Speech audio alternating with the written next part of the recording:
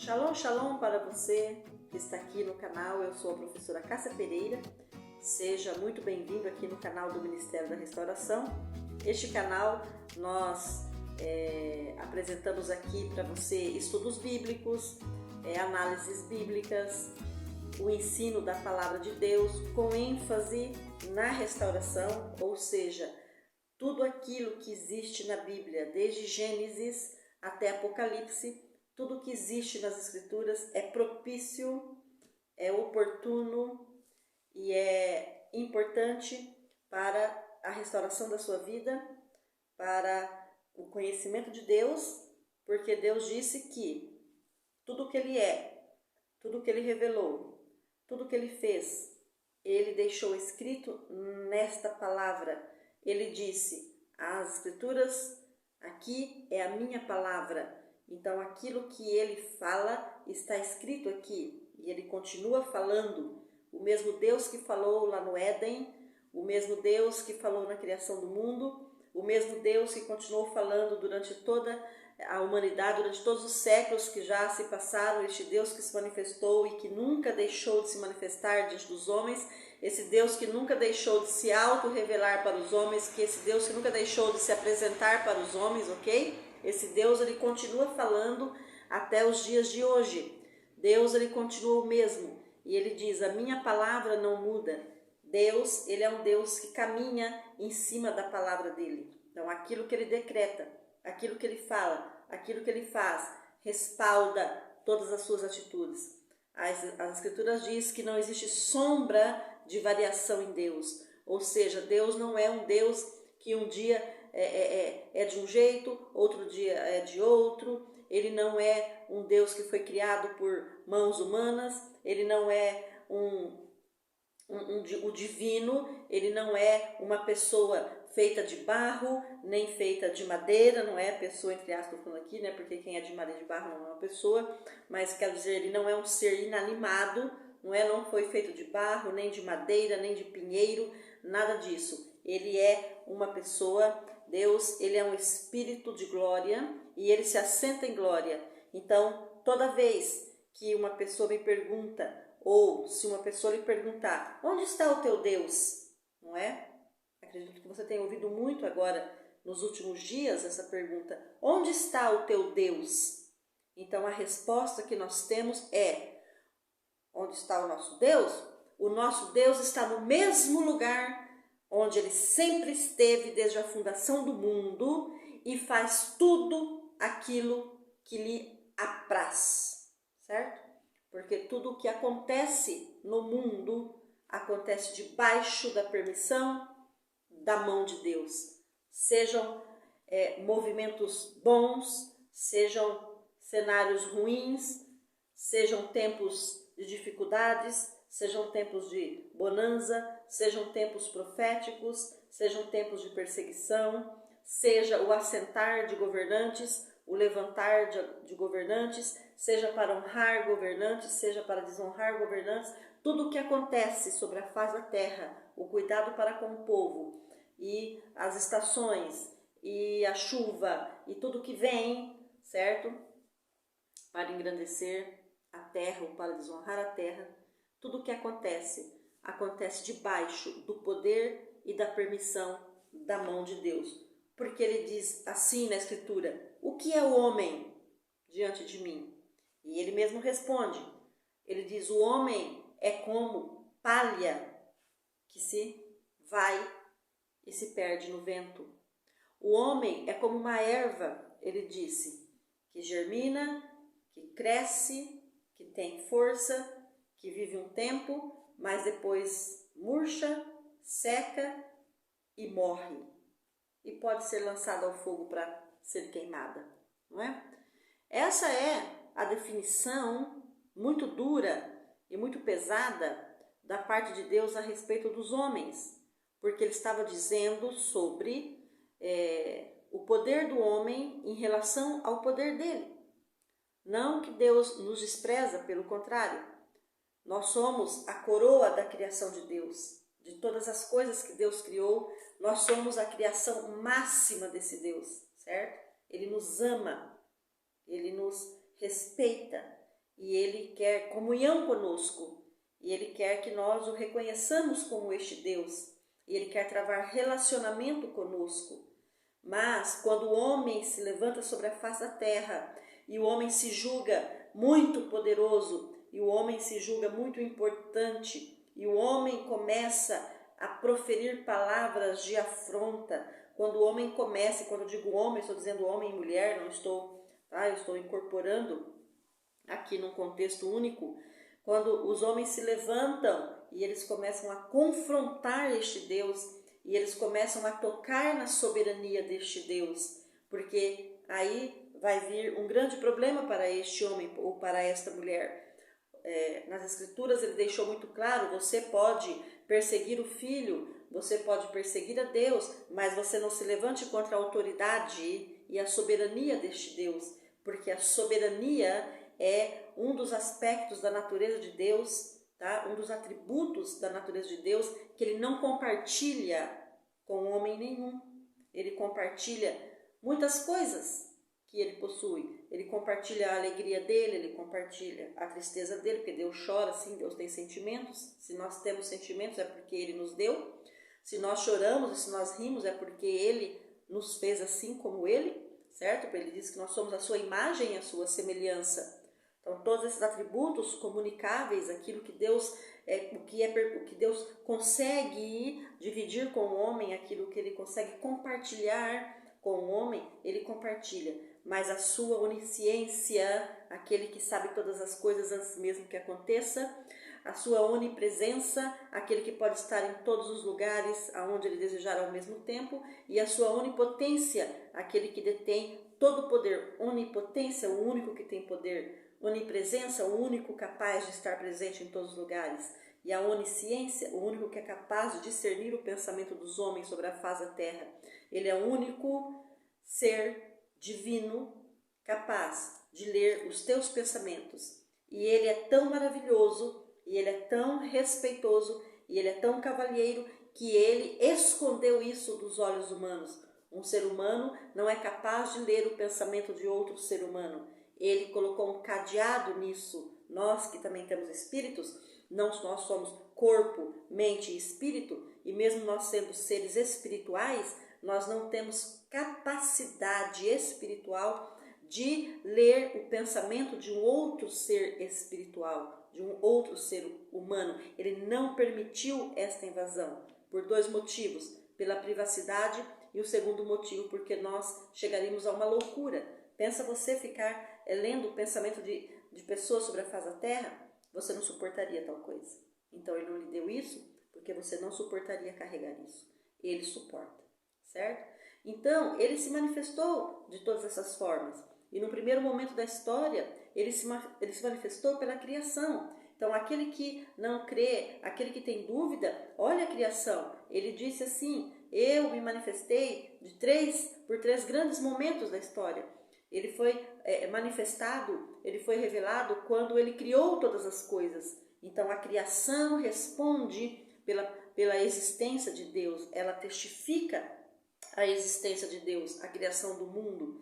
Depois, no segundo momento, Deus ele se revelou pelos profetas, os grandes profetas que passaram pela terra: Abraão, Moisés, Elias, Eliseu, Jeremias, Isaías, profetas que mudaram a realidade do mundo. Então, ele se manifestou por meio dos profetas.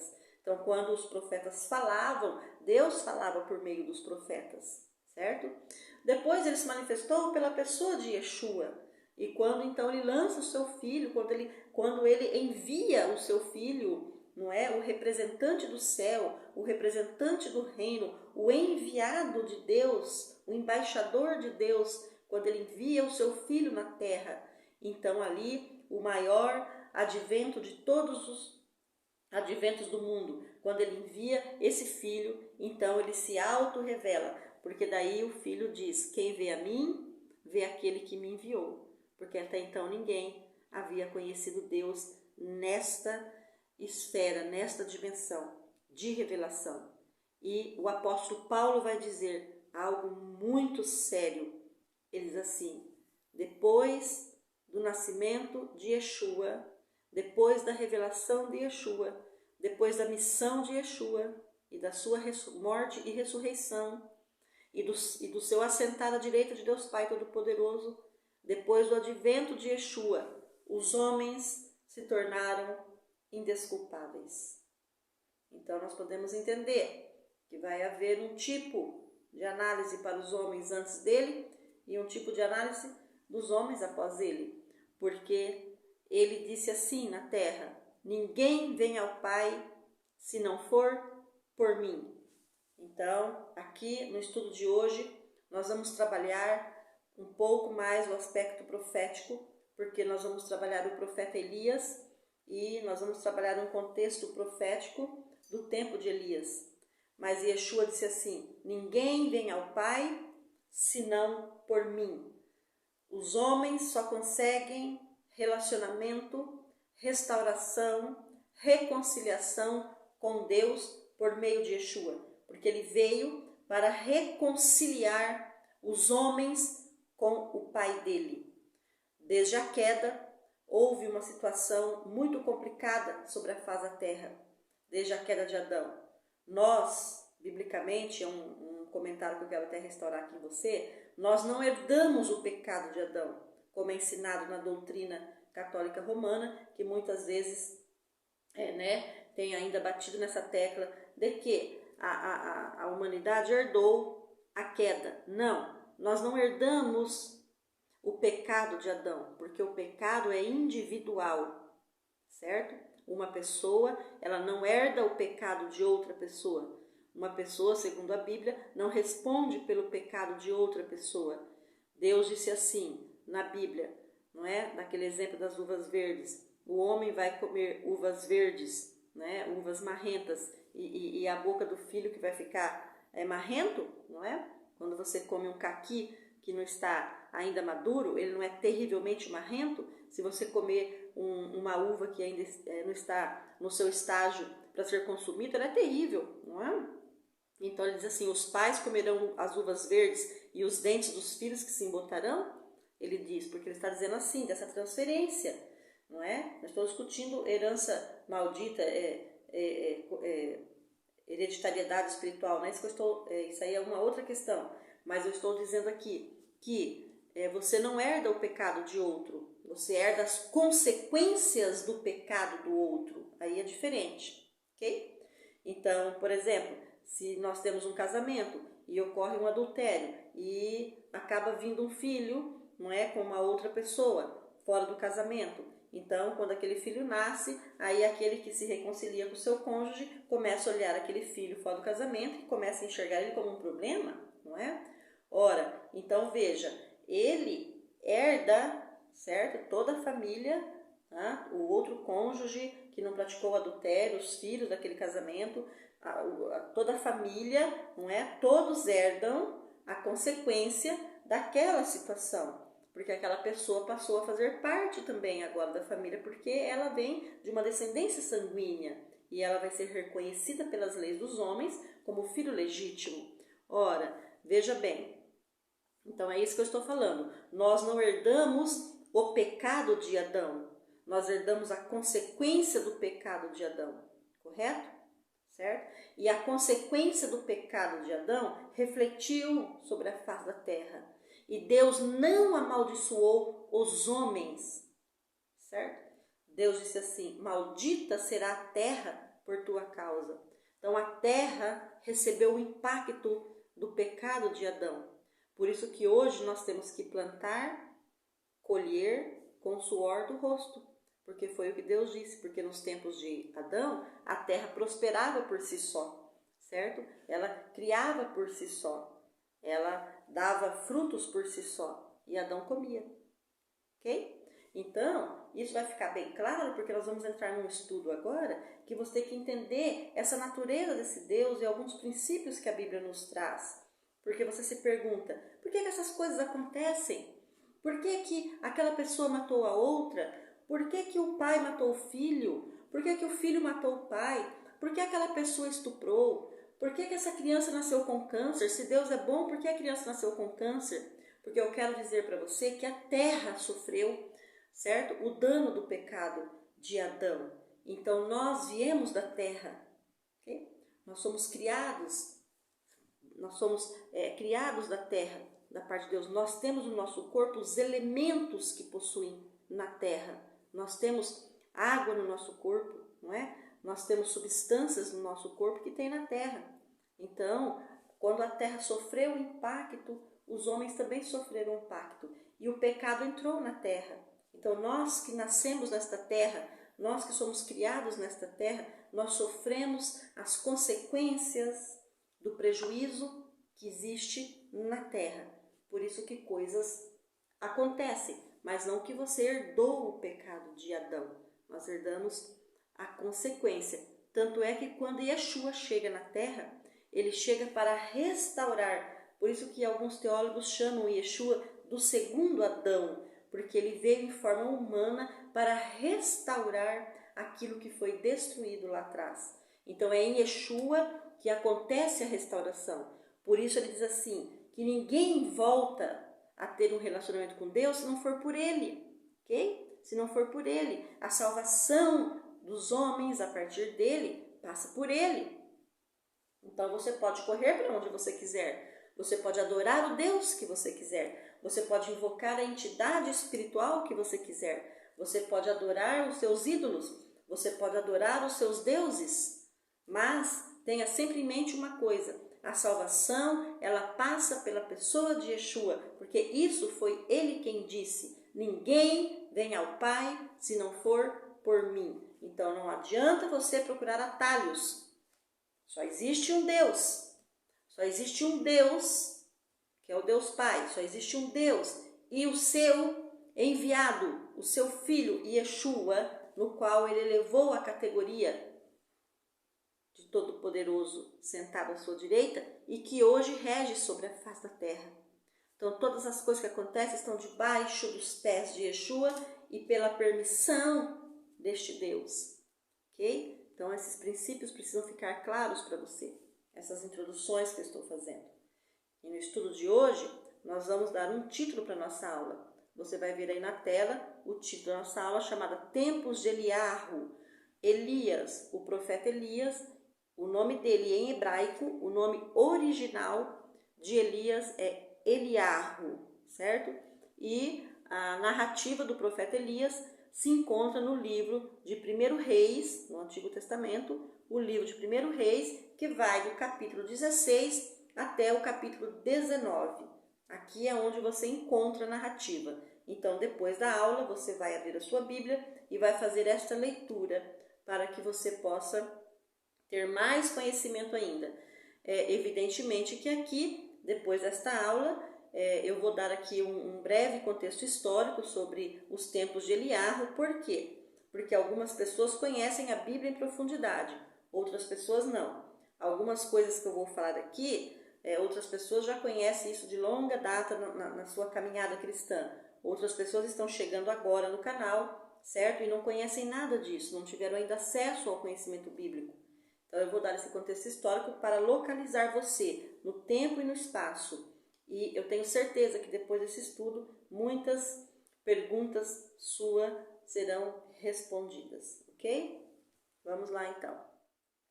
Neste segundo slide nós temos aqui o que será analisado na nossa aula de hoje.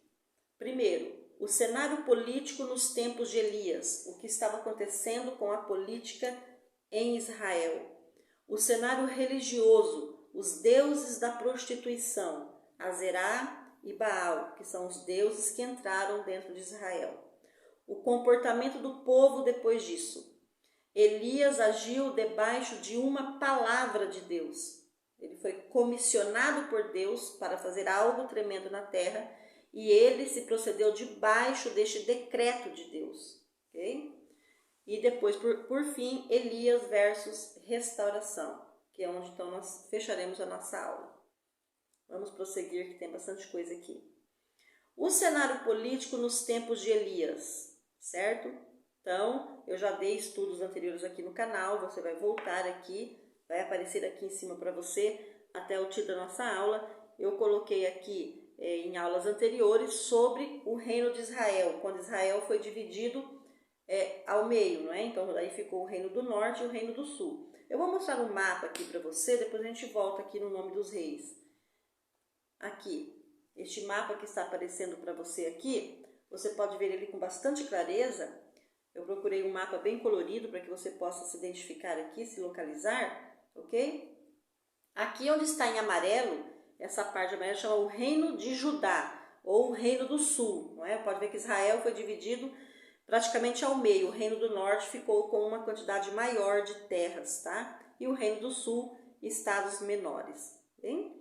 Mas aqui ainda houve uma divisão, tá? Aqui, então, no amarelo, o Reino de Judá, que foi o reino de Davi, não é? E depois em cima o reino de Israel. Naquele período, eu ensinei em aulas anteriores aqui, que o reino de Israel ele foi fundado com base nos 12 filhos de Jacó. Então, são 12 tribos que constituíram a formação da terra de Israel. 12 tribos, ok? Ora, quando houve a divisão de Israel, depois da morte de Salomão, certo? O reino de Israel, o reino do norte, que é esse que está em azul, ele permaneceu com 10 tribos, tá? Por isso que a propriedade ali, na questão geográfica, está maior. Então, o reino de Israel é composto por 10 tribos, e o reino de Judá ficou apenas com 2 tribos, que foi a tribo de Judá e a tribo de Benjamim. As outras tribos ficaram lá para cima, certo? No tempo de Elias, aqui, Elias ele está inserido no século 9 a.C., tá? No tempo de Elias, Elias vivia no reino do norte, na parte azul. Elias é um profeta do reino de Israel, certo? Muito bem. Então aqui, você pode ver aqui do lado do reino de Judá, aqui você vai ver que é o reino de Moabe, ou o reino dos Moabitas. É deste reino de Moabe aqui que saiu Ruth, ok? A nora de Noemi, e Ruth depois acabou sendo a bisavó de Davi. Então aqui o reino dos Moabitas, abaixo aqui o reino de Edom, lá em cima o reino de Amon, ou dos Amonitas, que você também ouve bastante na Bíblia, tá? O reino arameu de Damasco. Depois do lado esquerdo aqui, do lado aqui da parte amarela, onde está o reino de Judá, você vai ver ali os estados filisteus, os filisteus que foram arqui-inimigos de Israel durante todo o tempo, desde a chegada das tribos do deserto, quando Josué entra com as tribos aqui na terra, os filisteus, não é? Eles foram arqui-inimigos de Israel durante todo o tempo. Foi contra os filisteus, tá? Que o juiz Sansão, que se casou com Dalila, combateu bastante os filisteus, não é? Certo? Depois, lá em cima, observe aqui no reino de Israel, na parte azul, lá em cima está escrito ali, ó, estados fenícios, tá? Localizou ali, na parte azul, lá em cima, está escrito aqui no cantinho, estados fenícios, a Fenícia, composta aí por microestados, cada estado aqui tinha um sacerdote ou um rei, tá? Então, Acre, Tiro, Sidom, Beirute, Biblos. Lá em cima, você pode localizar na bolinha, 1, 2, 3, a quarta bolinha, a terceira bolinha ali em cima, onde está escrito Sidom. Localizou? Sidom. É este estado religioso, tá? De Sidom, ali da Fenícia, que vai ser o nosso contexto político, que vai entrar dentro de Israel e vai ser uma catástrofe para o povo de Israel, a aliança que o rei Acabe vai fazer com o rei de Sidom. Então, tudo isso aqui para você se localizar. Então, para você que ainda não tem aí muito costume, tá? Com a narrativa do Antigo Testamento, esse mapa vai ser importante para você se localizar. Não se preocupe, porque isso aqui vai ficar disponibilizado aqui embaixo no link, esse material, você vai poder estudar com mais calma. Então, vamos voltar aqui. O cenário político nos tempos de Elias, este século 9 a.C., aí eu coloquei ali os reis, tá? Os reis de Judá, que é a parte amarela, e os reis de Israel. Então, onde a coisa começa? Ali nos reis de Judá, nós temos Davi, depois o seu filho Salomão, depois Roboão, filho de Salomão, e foi com Roboão que o problema surge, tá? Foi por causa da inépcia dele no trono, da arrogância de Roboão e dos conselhos errados dos amigos de Roboão, que começa então um grande problema. Depois o rei Abias, depois o rei Asa. Ora, o rei Asa foi um rei maravilhoso em Judá, rei Asa foi um rei restaurador, reformador, tá? E depois vem Josafá.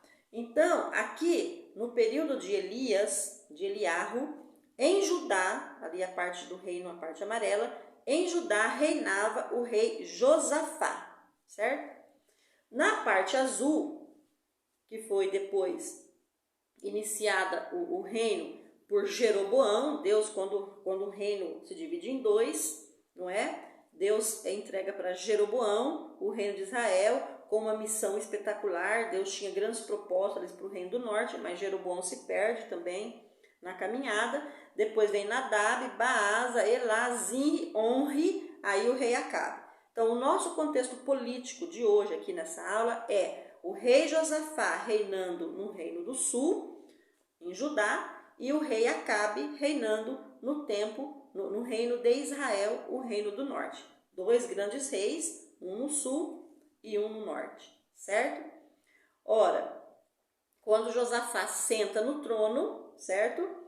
Acabe já estava no seu 4º ano de mandato, lá no reino do norte.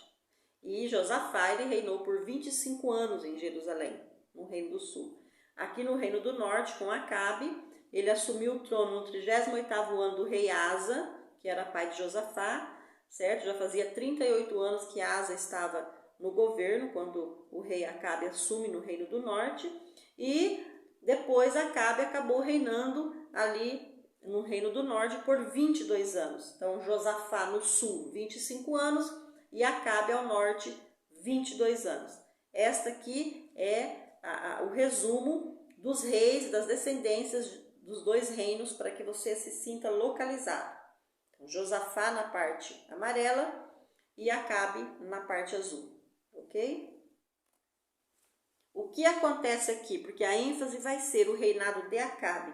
O estudo de hoje vai se limitar ao reino do norte, ao reino de Israel ao norte, certo? Então, no período do rei Acabe, então, ele se casa com uma mulher, sabe? E esta mulher, ela é do estado fenício, que eu mostrei para você, do mini estado de Sidom. Então, vamos ver aqui, ó, o casamento de Acabe com Jezabel. O nome dela era Jezabel, tá? É uma junção no primeiro nome com o deus Bel lá dela, tá? Então, vamos aqui, 5 itens aqui. Acabe, filho de Onri, rei de Israel, reino do norte, assume o trono.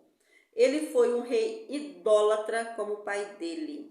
Eles estavam desviados do do Deus Adonai. Eles não estavam servindo o Deus de Abraão, de Isaac e de Jacó. Eles estavam em profunda queda de relacionamento com o Deus dos céus, ok? Então, ele foi um rei idólatra, como o pai dele. Ele foi um homem promíscuo, certo? E ele também era um homem fraco de personalidade. Ele se casa, então, com a sacerdotisa Jezabel. Ela era uma sacerdotisa, ela era uma fenícia. O pai dela era o rei Et-Baal de Sidom. Então, Baal é o nome do Deus, Et é o nome dele. Et-Baal, sacerdote de Baal. E ela era uma sacerdotisa. Então, a Fenícia, né, o estado fenício, cujo reino de Sidom, que estava dentro do estado de Sidom, não é? Eles não cultuavam o Deus de Abraão, de Isaac e de Jacó. Eles cultuavam um Deus chamado Deus Baal e a deusa Azerá. Quando Acabe se casa com Jezabel, ela traz para Israel o culto do Deus Baal e da deusa Azerá. Observe que em Israel não se tem o costume, tá? Não se tinha e não se tem costumes de sacerdotisas, certo? A religião que pautou Judá e Israel, ela nunca teve este reconhecimento de mulheres dançando, cultuando, nesse sentido de sacerdotisa. É claro que Miriam, não é? A irmã de Moisés, depois que atravessa, né, o mar lá que se abriu, não é? Ela vai tocar o tamborim, ela vai dançar, né? Mas ali naquele caso era uma manifestação profética deles. Davi era músico, né? Davi cantava, Davi compunha, Davi adorava a Deus pela música, né? Que ele foi um rei, certo? Então algumas mulheres você vai ver na Bíblia neste sentido, né? Profetas, você vai encontrar no costume religioso, no padrão religioso de Israel, as profetisas, né? As profetas de Deus. Aqui é um sacerdócio diferente. Aqui são sacerdotisas pagãs que cultuavam em templos pagãos, certo?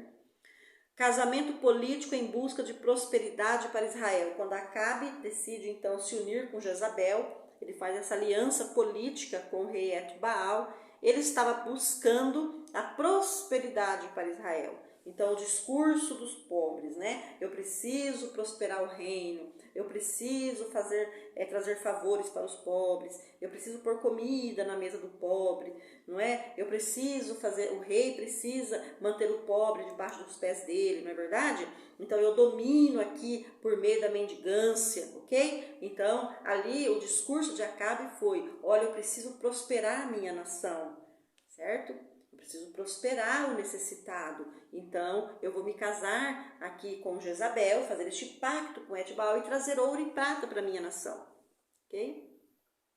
Observe também que daí no mapa que eu falei aqui, para localizar Jezabel, voltando aqui o mapa então, nós temos de novo aqui, né, para você ver o reino de Israel e o reino de Judá. E eles descem lá de cima e entram dentro de Israel. E foi uma catástrofe. Okay?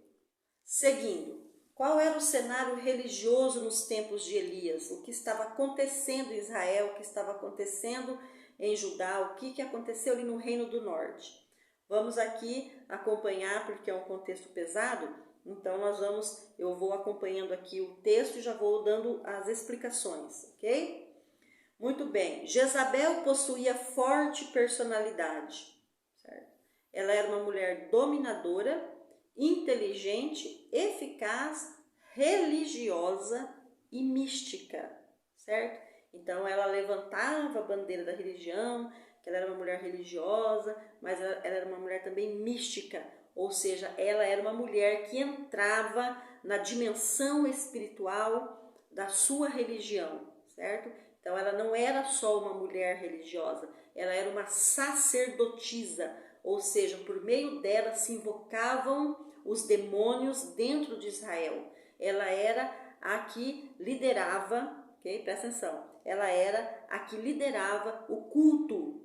Então ela era a profetisa da religião dela ali, mas a profetisa seria até um termo muito elegante aqui, porque o profeta é aquele que fala, não é? Pela voz do Deus que está no céu. Então eles não conheciam esse contexto de profetisa, mas ela era uma sacerdotisa, ela era a cabeça, ela era a responsável por preparar todo o cenário de culto e de adoração para os demônios, ok? Ora, veja bem, como ela tinha uma personalidade forte, ela teve uma presença muito marcante no reinado de Acabe.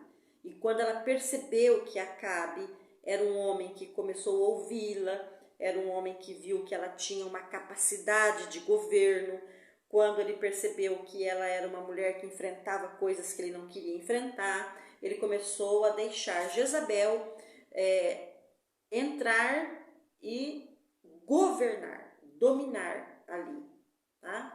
O reino dele dentro de Israel. E ela tinha uma inteligência, uma perspicácia, tá? E ela era eficiente e eficaz. Era uma sacerdotisa do deus Baal e da deusa Azerá.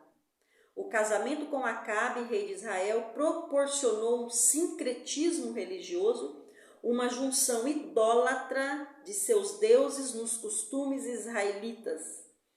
Ou seja, quando ela chega em Israel, por meio deste casamento, ela traz do país dela toda a natureza de culto dos deuses dela. E ela juntou os deuses dela com a natureza de culto, a natureza da adoração que os israelitas conheciam ainda para este Deus Adonai que está no céu.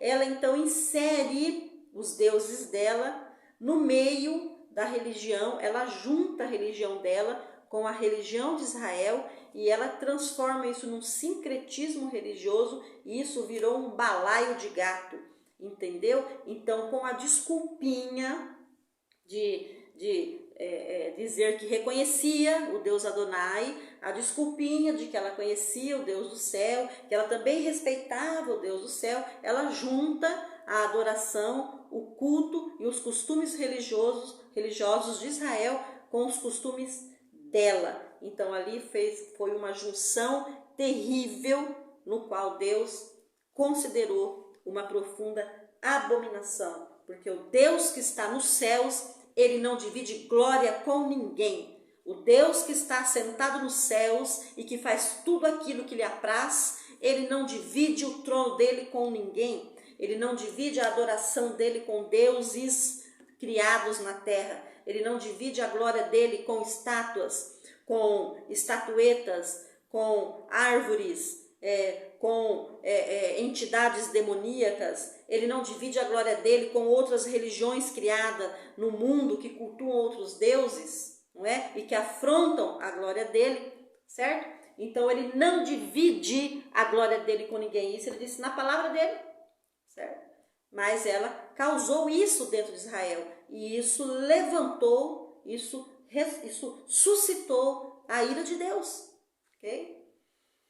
Ela atuou mediante idolatrias e feitiçarias, invocava entidades demoníacas, colocando-os no reino de Israel acima da soberania de Adonai. Então veja bem o que eu vou esclarecer aqui. Você pode cultuar quem você quiser. Deus te deu livre-arbítrio.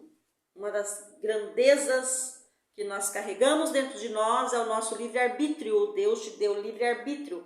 Apesar dele ser o Deus de todo o poder, de toda a glória e faz tudo aquilo que lhe apraz, tá? Ou seja, ele faz tudo aquilo que ele quer, certo? Ninguém manda nele, ninguém está acima dele. Ele lhe permite fazer o que você quiser, inclusive ele lhe permite dizer não para ele.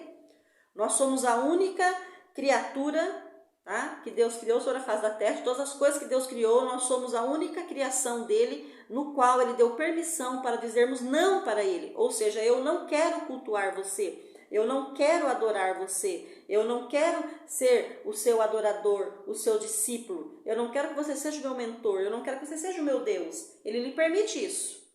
Ele lhe permite, você pode caminhar sobre a face da terra seguindo os teus deuses criados, tá? Porque Deus não foi criado. E todos os deuses que os homens seguem debaixo do sol, eles estão abaixo, viu? Dos pés desse que se assenta na glória. Ele é a justiça, ele é a perfeição. Todos os outros estão abaixo e todos os outros fazem aquilo que ele quer, que ele determina. Ninguém está acima de Deus, nenhum Deus está acima de Deus. Você pode se auto-enganar o quanto você quiser. Ninguém está acima desse Deus. E a história já provou isso quantas vezes, não é verdade? Então veja, agora ele não permite que o teu Deus que você segue, ele não permite que você pegue esse Deus que você segue e coloque esse seu Deus acima dele. Isso aí ele não permite. Então ele vai permitir você cultuar quem você quiser, entendeu? Ele vai permitir você ser sacerdote, sacerdotisa, idólatra, feiticeiro. Ele vai lhe permitir ser o que você quiser, certo? É lógico que você vai sofrer as suas consequências dessas suas atitudes de rebelião para com ele. Mas ele te deu livre-arbítrio para você seguir o seu caminho. Agora, uma coisa você não pode fazer.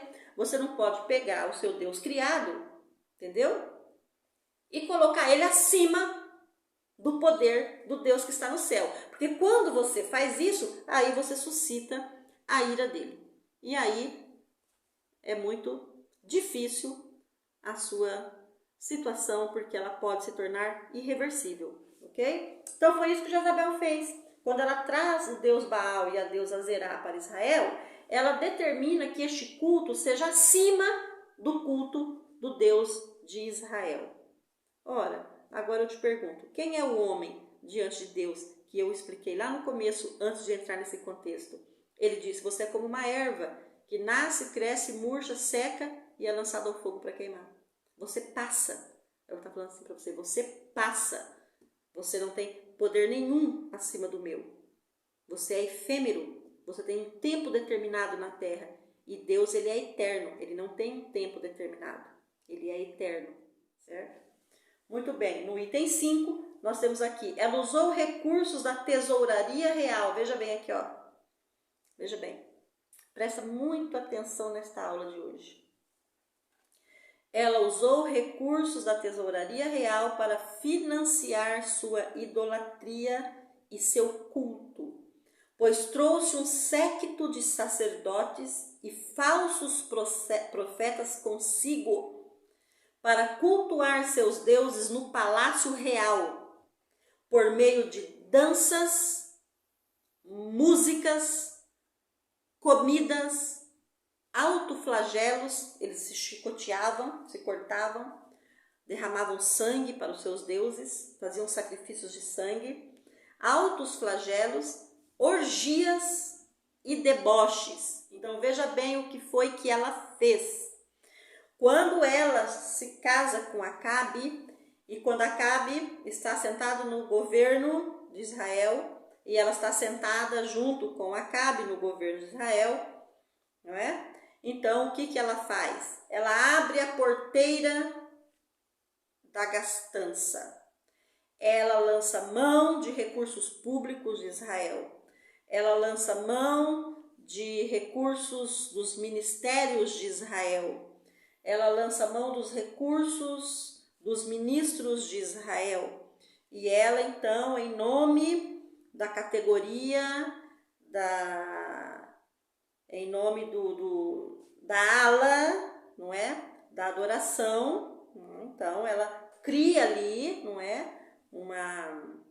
Digamos assim, um ministério para ela, não é? E ela, então, em nome deste ministério que pertence a ela, certo? Ela lança mão de recursos, porque todo ministério tem o seu recurso, né? Em todas as alas de um governo tem os seus recursos. E ela lança mão deste recurso, não é? Que está liberado para ela, não é? Porque é a parte aqui dos costumes e da natureza da nação e etc e tal, e da cultura da nação, não é? Então é uma cultura, não é? E toda cultura, para ser mantida, ela tem uma despesa, não é verdade? Então ela lança mão desses recursos, certo? Do Palácio Real, para bancar, certo? Os sacerdotes, os falsos profetas e o estilo de adoração, os shows, não é? As músicas, as danças, os deboches. Então, quando ela entra com o séquito sacerdotal dela dentro do palácio, uma das naturezas, não é, que permeiam esse séquito é o deboche. O deboche contra quem? O deboche contra o povo de Israel e o deboche contra o Deus que está assentado nos céus e que faz tudo o que lhe apraz. Ok? Então essa foi a natureza desta mulher. Foi isso que ela trouxe para dentro de Israel. Foi o preço que o povo de Israel pagou quando o povo quis prosperidade, quando o povo achou que não estava nada bom, quando o povo queria mais comida, mais riqueza, mais desenvolvimento, não é? Porque o que tinha ali ainda não estava assim o suficiente. E Acabe, então, pegando esse discurso, não é? Ele olha tudo aquilo e fala, por que não? Vamos prosperar aqui, vamos fazer muito mais, muito mais, muito mais, muito mais por vocês. Ao ponto de se unir com uma sacerdotisa que tem dentro dela uma personalidade forte e que, quando ela percebeu que foi aberta uma porta para ela, ela entra por essa porta e ela traz consigo toda a natureza do país dela, da religião dela e do culto dela. Isso foi terrível, certo? Suas práticas produziram em Israel idolatria, imoralidades sexuais e assassinatos. Então veja bem, quando ela chega, no Palácio Real, com todo esse séquito que a acompanha, que aplaude ela, que eleva ela, porque ela gostava desse reconhecimento, entendeu? Ela tinha essa necessidade de ser exaltada, de ser reconhecida, de ser a comandante, não é verdade? De ser a líder de toda essa dança, de todo esse culto, não é? De toda essa cultura, né? Que cultuava os seus deuses. Ela amava isso. Ela amava isso daí. Isso aí era a realização da vida dela, poder estar neste lugar de destaque assim, entendeu? Então essas práticas que ela trouxe levou o povo de Israel a uma profunda idolatria. Ou seja, eles começaram a se perder e eles começaram a questionar o poder de Adonai. Dentro da mentalidade do povo começou a entrar dúvidas. Dentro da mentalidade do povo de Israel começou a entrar questionamentos. Dentro da mentalidade do povo de Israel começou a entrar perguntas. E eles se faziam as seguintes perguntas, certo? Onde está o nosso Deus que está permitindo tudo isso? Onde está o nosso Deus? E ela dizia, o seu Deus é um frouxo. O seu Deus não responde. Se nós estamos aqui foi porque o teu Deus nos colocou aqui. Se nós estamos aqui foi porque isso ele quis. Foi ele que está permitindo tudo isso. Então, agora eu estou trazendo os meus deuses para provar para você que eles são mais fortes do que o teu. Esse foi o erro de Jezabel. Quando ela começou a questionar a soberania deste Deus. Tá? E aí, com ela entrou toda sorte de moralidade sexual, de imundícia, de prevaricação, de prostituição, de rebelião, de mau comportamento, de escárnio, de deboche, certo? Com as coisas de Deus. E depois resultou em assassinatos. Por quê? Porque ela mandava prender os profetas de Israel, ela mandava prender todo aquele que fosse do povo, que cultuasse Adonai, que se levantasse contra ela mandava prender, ela mandava matar, viu? Ela mandava matar, muitas pessoas foram mortas no tempo de Acabe e de Jezabel, porque ela mandava matar todo aquele que se levantasse contra a idolatria dela, ela determinava o assassinato, prisões, perseguições, assassinatos, viu? Tudo isso ela fez aqui dentro do reino de Israel, um reino lindo que tinha tudo para ter o favor de Deus e se transformou nessa imundícia, ok? E depois, por fim aqui no item 7, tem um errinho ali, depois eu conserto, ficou 2 vezes o número 6 ali, produziu sacrifícios a céu aberto, apostasias, ensino de engano, distorção da natureza de Deus e praticou o terror e ameaças contra o povo de Israel. Praticaram o terror e a ameaça contra o povo de Deus. Praticaram o terror e a ameaça contra o povo de Deus. Ou seja, todo aquele que falar, todo aquele que se manifestar, todo aquele que se aglomerar, todo aquele que reivindicar direitos, ela se levantava, viu? Acabe dava ordem, mas era ela por trás dando a ordem para que tudo isso acontecesse. Ora, que sacrifícios a céu aberto foi esse? Ela cultuava os seus deuses, as danças de prostituição, a nudez, o escândalo, a barbárie, tudo isso a céu aberto. Ela fazia isso publicamente porque ela humilhava o povo de Deus. Ela humilhava o povo de Deus. Então ela mandava fazer isso a céu aberto para que todos vissem, para que fosse público e notório. Ou seja, se fosse nos dias de hoje, né, ela ia chamar a internet, a imprensa e mostrar para todo mundo, para o mundo inteiro, isso que ela estava fazendo em céu aberto. Ok? Então as nações ao redor, tanto o reino de Judá, como as nações ao redor e as nações fora do redor de Israel, tomaram conhecimento dessa situação toda, certo? E ali começou a falar, onde está o teu Deus?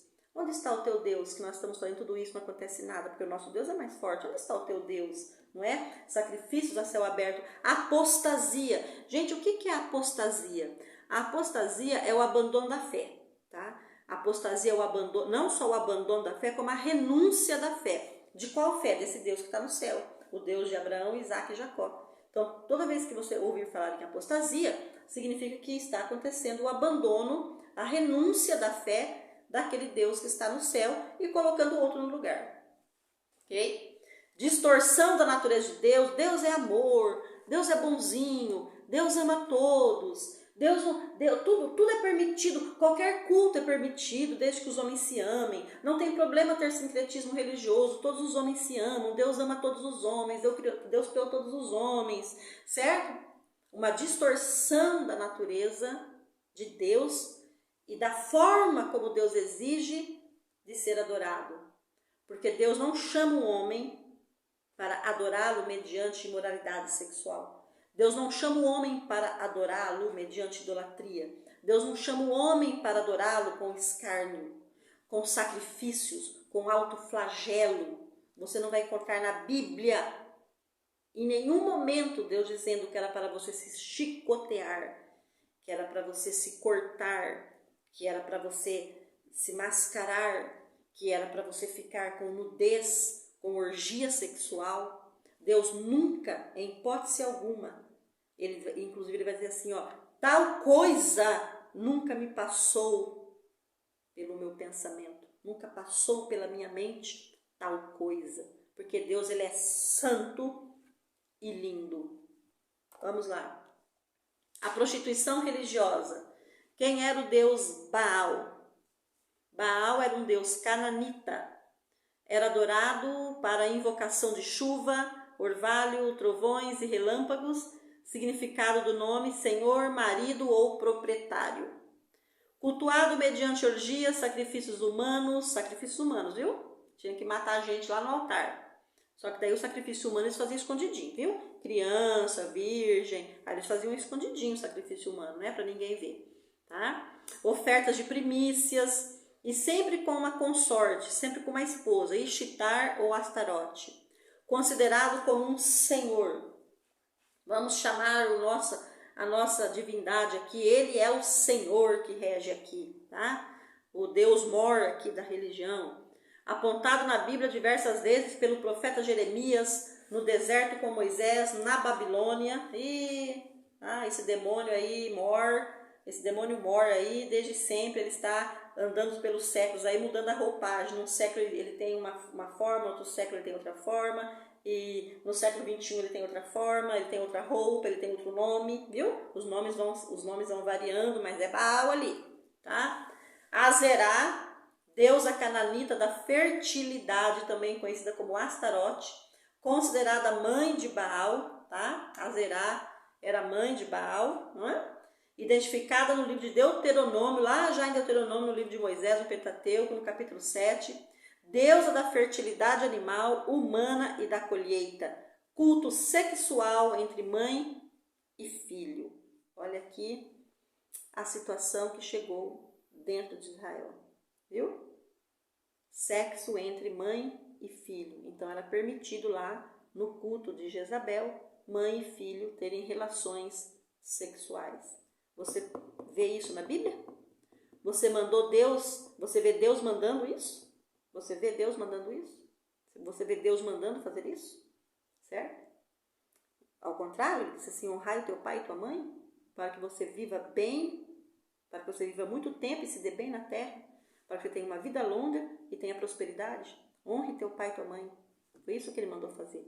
Então aqui, o oposto, porque os demônios, eles são imundos. Viu? O ministério profético de Elias e a restauração espiritual de Israel. O profeta Elias Eliarro nasceu na cidade de Tisbe. Era, segundo a tradição, na cidade de Lishbe, localizada a 8 quilômetros ao norte do rio Jaboque. É o local de nascimento de Elias, o profeta, que está em 1 Reis, capítulo 17. Hoje, provavelmente, a região ocidental da Jordânia.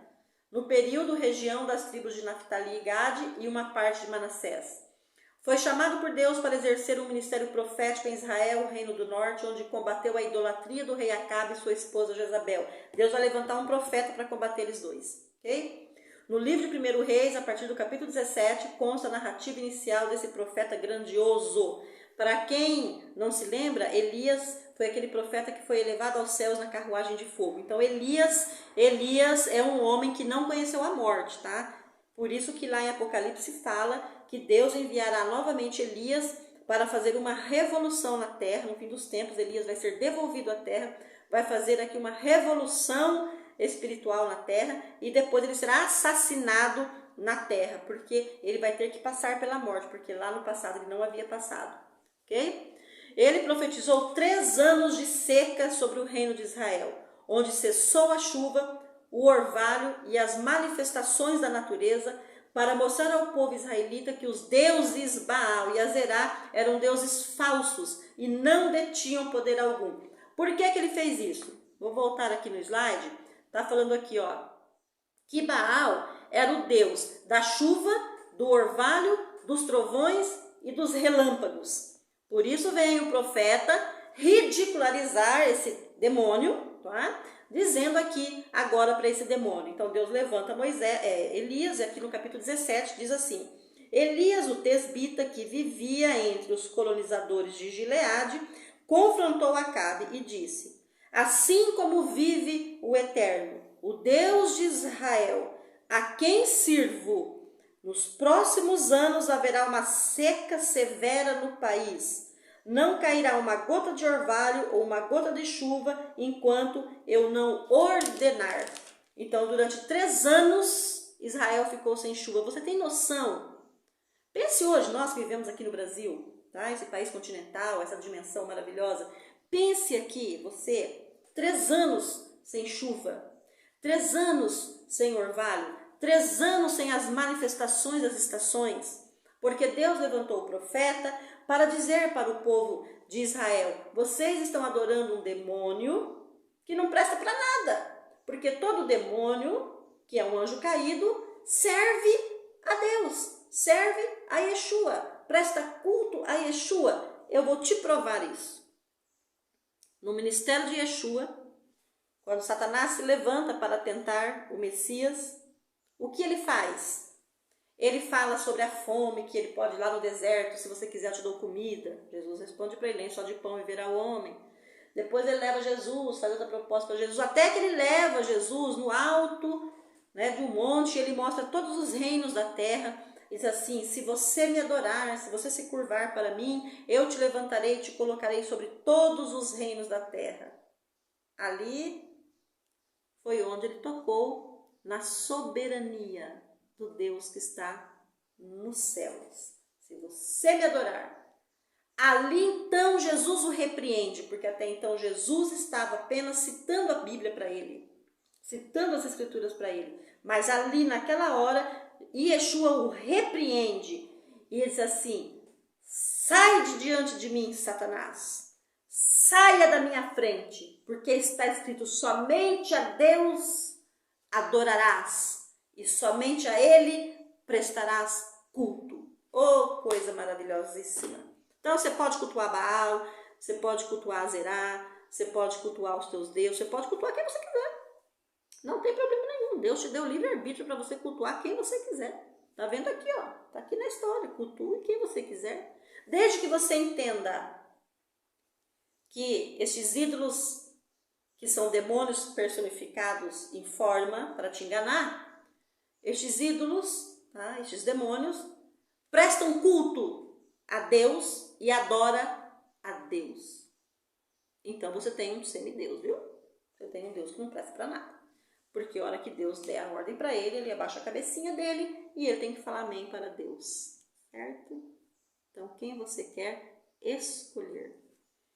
Ora, então, o profeta dá 3 anos de seca para humilhar a filosofia de Baal. Baal, ele dizia, não é o Deus da chuva? Invoquem aí, dancem, façam orgias, se chicoteiam. Não é ele o Deus da chuva? Fala para ele mandar chuva. E nada da chuva, certo?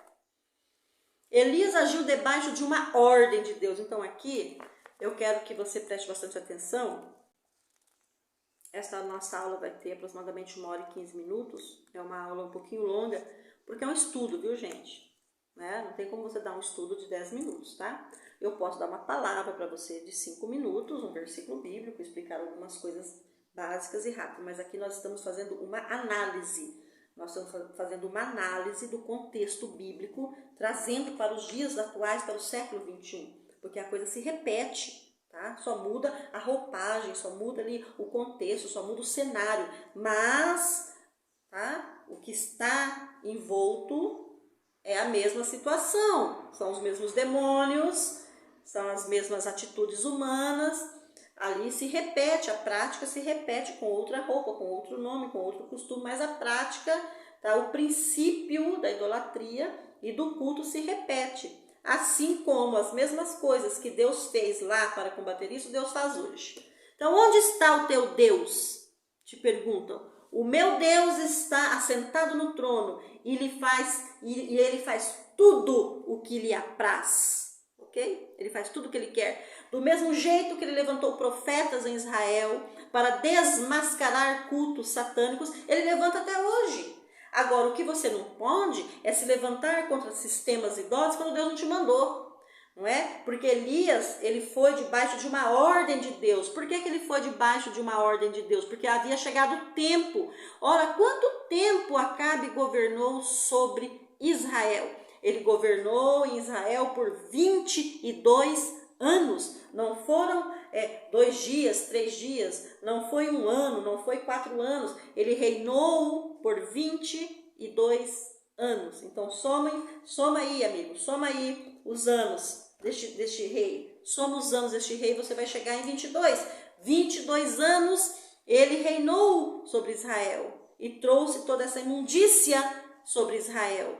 Até que chegou o tempo de Deus, porque Deus permitiu tudo isso. Deus permitiu o povo de Israel conhecer tudo isso. Deus permitiu o povo de Israel cair na idolatria. Deus permitiu o povo de Israel ver essa barbárie.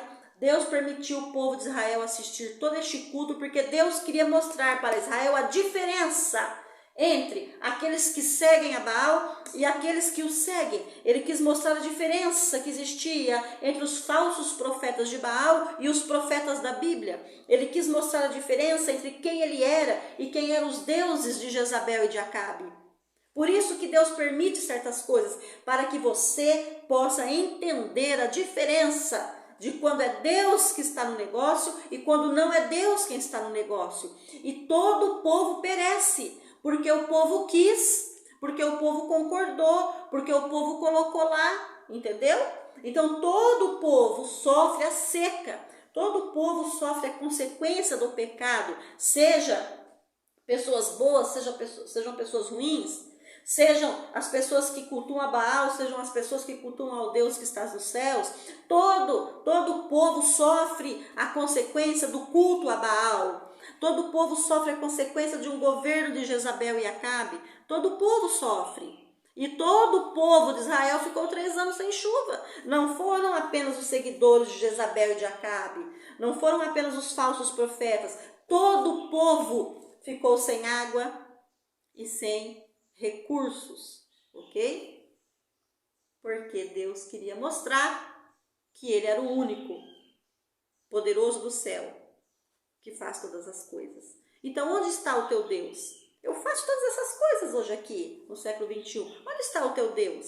No mesmo lugar onde ele sempre esteve, fazendo tudo aquilo que ele quer. E para, no final, dar a sentença dele para cada um. Ok? Estou te respondendo aqui, certo? Então, Deus dá aqui uma ordem para Elias: se levante, vá até lá e diga para Acabe, 3 anos sem chuva sobre Israel. Em tempos de conflitos, principalmente políticos, quando Deus levantar profetas para confrontar sistemas, o próprio Deus se encarregará de protegê-los, de escondê-los, de sustentá-los, até que se cumpra o que foi dito. Então, veja, quando está em tempos de conflitos como esse, políticos, religiosos, certo? Por um tempo você vai ver algumas coisas acontecerem e você tem que saber qual é o tempo de Deus para se levantar, para combater, porque tudo o que vai acontecer sobre a face da terra, numa nação, tem que entender que Deus vai dar uma ordem, Deus vai dar um comando, Deus vai dar um decreto, e os profetas vão se levantar debaixo deste comando, debaixo desse decreto, debaixo desta ordem. Se a ordem não chegou, não pode fazer nada, tem que ficar quieto, tem que esperar a ordem de Deus, porque quando a ordem de Deus vem e o profeta se levanta debaixo de uma palavra de Deus para ele, então Deus está com ele. Então aconteça o que acontecer, ninguém tocará na vida deste profeta, porque eles não conseguem tocar na vida do profeta, porque Deus disse aqui na palavra aqui, ninguém pode tocar nos meus profetas e nem nos meus ungidos, se Deus assim não quiser. Os profetas morreram? Morreram. Isaías foi cortado ao meio, a Bíblia diz, não é? Jeremias foi lançado dentro de um poço de lama e ficou atolado até o peito, mal conseguindo respirar. Toda sorte de aberração aconteceu aqui. Então, alguns profetas morreram, outros profetas morreram de velhice, outros foram assassinados. Lógico que tem circunstâncias, lógico que tem consequências. Mas, quando ele se levanta debaixo de uma palavra, aquilo acontece na dimensão natural do homem e coisas acontecem, porque ele está falando, tá? Através de Deus, ok? Então, o profeta em tempos de crise tem que se levantar quando Deus mandar. Porque senão você vai ser assassinado, você vai ser preso, você vai ser perseguido, tá? Porque muitas coisas acontecem porque Deus quer desmascarar quem está escondido atrás das portas. Deus quer desmascarar a apostasia. Deus quer desmascarar quem diz que serve Ele, mas não serve. Deus quer mostrar coisas para você e você tem que deixar Deus agir, porque Ele faz aquilo que Ele quer e Ele age da maneira que Ele quer e a maneira dele agir não é a sua maneira de agir, certo? De regra, os profetas que Deus comissionar para dar um decreto de juízo será o mesmo que voltará para dar outro decreto, mas de justiça. Então, assim como ele levanta Elias para dizer não choverá por 3 anos, depois ele faz Elias voltar e decretar chuva. Okay? O mesmo profeta que ele levantou para dar o juízo é o mesmo profeta que ele devolve para dar a justiça. Bom, agora vai vir chuva porque eu vou mostrar para vocês quem é o Deus que manda. Quem é o Deus que manda? Pode fazer o que você quiser. Deus vai mostrar quem é que manda. E é Ele que manda. Ponto final. É Ele que manda. Você gostando ou não, você seguindo Ele ou não, você crendo nele ou não, você tendo os teus deuses ou não, é Ele quem manda. É Ele o Criador de todas as coisas. É Ele que faz aquilo que Ele quer. É Ele que domina sobre os tempos, sobre os séculos. É Ele que salva o homem. É Ele que põe rei. É Ele que tira rei. É Ele que levanta profeta. É Ele que não levanta profeta. É Ele quem traz chuva. É Ele quem traz orvalho. É Ele quem faz as 4 estações do ano funcionarem. Senão você não planta, você não colhe. Você não tem rio, você não tem água. Você não tem comida. Porque tudo está debaixo do controle dele. Ele criou todas as coisas. Não foi Baal que criou, não foi Azerá que criou. Não, foi Ele, aquele Deus que está sentado no céu, que cria todas as coisas, que faz todas as coisas e que põe limite em todas as coisas. Então, muitas vezes nós vivemos debaixo de crise, seja religiosa, seja política, seja cultural, seja de pestes que andam pela terra, seja de escassez de alimentos, seja o que for, de perseguições, de ditadores. Você acha que um ditador que está sentado no trono, perseguindo e matando o seu povo, você acha que ele está lá por causa de quê? Porque ele vai morrer, o tempo dele é determinado. Se ele foi levantado, entendeu? Para ser um martelo, a Bíblia fala, olha, situações vão vir, mas ai daqueles cuja situação venha por meio dele. Entendeu? Ai desse ditador que fez isso. Porque ele quis o Deus dele, ele abandonou o Deus do céu, mas ai dele, entendeu? Porque o fim dele está determinado. Todo o povo sofreu as consequências do decreto de juízo da parte de Deus, porém os que confiaram no Senhor foram sustentados de forma excepcional e sobrenatural. Presta atenção, meu querido amigo, que eu vou dizer aqui para você, hoje aqui.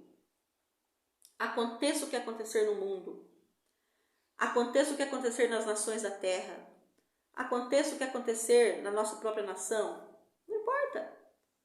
Pode vir Baal, pode vir Azerá, pode vir o ditador, pode vir o democrático, pode vir o falso profeta, pode vir sacerdotisas, pode vir os demônios, podem falar que Deus não existe, que Deus é fraco, que Deus foi vencido, podem falar o que quiser, ok? Mas o povo de Deus que vive nessa geografia, o povo de Deus que o adora, o povo de Deus que o ama, este Deus se responsabiliza por eles, para sustentar, para guardar, para proteger, porque ninguém pode tocar na vinha do Senhor, ninguém pode tocar no Filho de Deus. Olha aqui, veja bem, quando aconteceu o que aconteceu com Jó, o diabo, Satanás, ele teve que rodear a terra, ele rodeou e foi parar no trono de Deus. E Deus falou assim, o que você quer aqui? O que você quer aqui? Porque eu nem te recebo. O que você quer aqui? Ah, eu vim perguntar se eu posso fazer isso para Jó, porque você disse que Jó te ama, que Jó é fiel, que Jó é honesto, que Jó é rico. Tudo isso é porque ele é rico, você deixou o Jó rico. Ele reclama do quê? Do que ele tem para reclamar? Ele é milionário, bilionário, bilhardário. Está reclamando do quê? Não é? Então eu vim aqui dizer que Jó te ama porque tem dinheiro. Tá tudo muito bem. Mas deixa eu tirar tudo que Jó tem para ver. O que Deus falou para ele? Você pode tirar tudo que Jó tiver, menos tocar na vida de Jó. Só que veja, até mesmo para tirar a propriedade de Jó, até mesmo para matar os filhos de Jó, até mesmo para deixar Ló leproso, tudo que ele fez contra Jó, ele teve que ter permissão de Deus. Ele abaixou a cabeça, foi lá como servo e perguntou para Deus se ele podia fazer isso. E Deus disse assim, sim, você pode. Você só não pode tirar a vida de Jó, porque isso eu não lhe dou. Então aprenda, amigo. Aconteça o que acontecer com você. Se Deus permitir para te ensinar alguma coisa, porque Deus confiava tanto em Jó, Deus confiava tanto na fidelidade de Jó, que ele sabia que acontecesse o que fosse, Jó se manteria, e Jó se manteve. E Satanás foi envergonhado. Ok? Por que Deus permitiu que todo o povo de Israel sofresse as consequências da seca? Porque Deus queria revelar a farsa do sistema de Acabe e Jezabel para os 4 cantos da nação, vencer toda e qualquer dúvida que pudesse ainda existir na mente do povo sobre esses governantes. Tem dúvida ainda? É bonzinho? É o pai dos pobres? Ah, é meu amigo? Nossa, ninguém governa como ele? Essa dúvida que permeou na mente do povo, Deus está permitindo certas coisas agora para que o povo possa enxergar. Mostrar que a impiedade, quando chega, não atinge somente um grupo determinado, mas toda a nação sofre as consequências. E, acima de tudo, Deus quis ensinar que existe somente um rei poderoso, digno de honra e adoração, que é Ele mesmo, e que todos os ídolos e crenças e demônios e pessoas ou sistemas que se levantam para confundir pessoas, para dominar, para escravizar em nome de uma paz e amor para todo mundo, essa paz e esse amor falsos, porque eles perseguem o povo de Deus, então não tem paz e amor com eles coisa nenhuma, Deus desmascara publicamente no tempo certo e propício para ele. Deus também quis ensinar para o povo que, quando uma nação inteira adora Baal, ele permite a escravidão religiosa, porque possuem livre-arbítrio em concordância.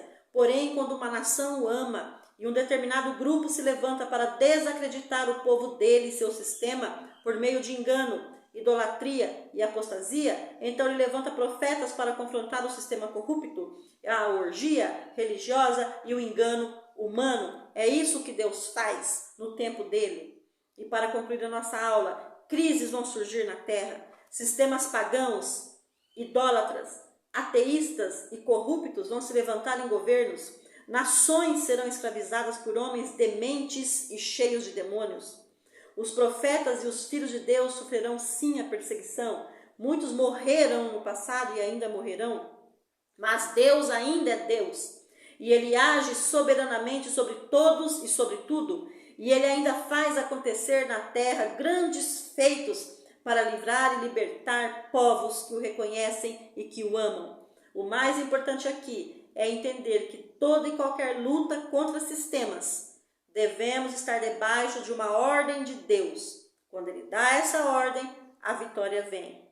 Que Deus envie os ventos espirituais da restauração sobre o Brasil.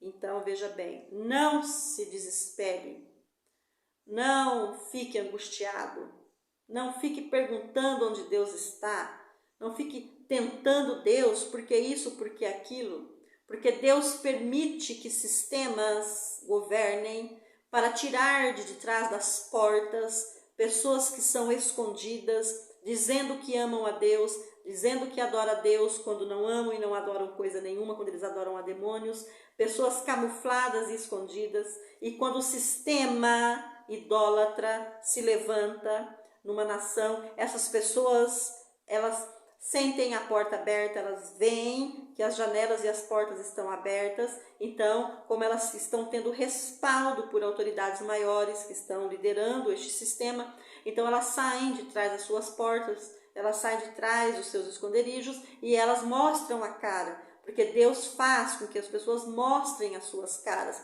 Deus tira máscara de pessoas escondidas no sistema executivo, legislativo, judiciário. Deus mostra máscaras, Deus mostra publicamente, de forma notória, as máscaras. Mas não se esqueça, todo aquele que cultuar o que quiser tem livre-arbítrio. Todo aquele que andar em pecado tem livre-arbítrio. Todo aquele que fizer e desfizer diante de Deus tem livre-arbítrio. Mas todo aquele que se levantar contra a soberania daquele que está no céu, então ele se levantou para cair. Ok? E não se esqueça também, em tempos assim, Deus levanta os seus profetas. Você tem que esperar a ordem de Deus. Deus levantará os seus profetas, os profetas comissionados, os Elias da vida, que ninguém conhece, que está lá no campo, que está lá no dia a dia, que ninguém o conhece. Deus levantará Elias, o manto profético de Elias será revelado para trazer então restauração sobre uma terra seca, pobre, debilitada, idólatra, doente, enferma, carente, abusada, perseguida, calada. Deus levantará seus profetas no tempo dele para fazer o que tiver que fazer. Por isso você tem que agir debaixo de uma ordem de Deus. Você tem que agir debaixo do tempo de Deus, para que você não seja assassinado, para que você não seja preso, para que você não seja perseguido. Porque quando Deus der ordem para os seus profetas, as coisas acontecem no tempo de Deus. Então eu quero deixar aqui essas respostas para você que tem tido dúvidas a respeito de onde Deus está e do que Deus está fazendo. Não se preocupe. Sempre houve conflito sobre a face da terra, sempre houve idolatria sobre a face da terra, sempre houve apostasia, o falso engano sobre a face da terra, os falsos profetas, o culto a demônios, sempre existiu desde a criação dos homens. Lá, desde a época de Noé, sempre existiu e sempre existirá até que Yeshua volte para restaurar toda a terra. Mas eu quero que você saiba que mesmo que esses sistemas se levantem e existem sobre a face da terra, Deus ainda está no trono e faz tudo o que Ele quer. E Ele permite até um determinado tempo, até um determinado momento. E toda a permissão de Deus vem para trazer ensino, revelação, tá? Tudo que Deus permite vem para restaurar a igreja, para avivar a igreja, para tirar a igreja que dorme. Nós estamos numa igreja que se acostumou, nós estamos vivendo num país onde a igreja sempre viveu numa linha de conforto, sempre viveu numa zona de conforto.